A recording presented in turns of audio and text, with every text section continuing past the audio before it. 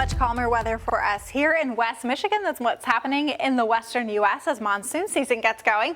We actually have a really nice fall-like day out there. You can't see the trees waving in the wind here from this view of the Muskegon Channel, but it is a little breezy out there.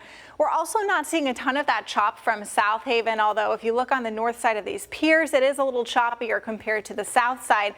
Wind is currently out of the north, so that is pushing some more of the wave activity onto those north-facing piers for places like South Haven.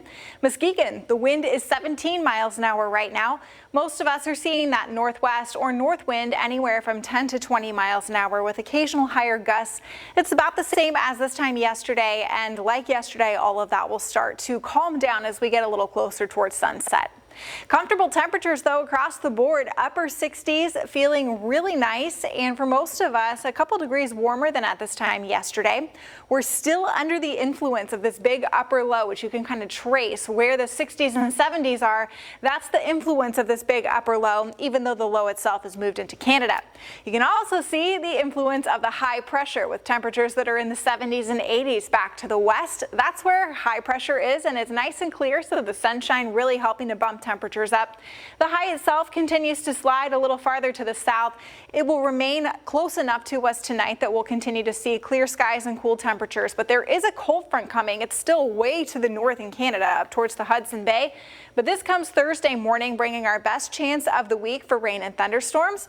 Once that gets out of here, we have several dry days, including the weekend and very likely Labor Day itself as well, but there is a very small chance for a shower during the day on Labor Day.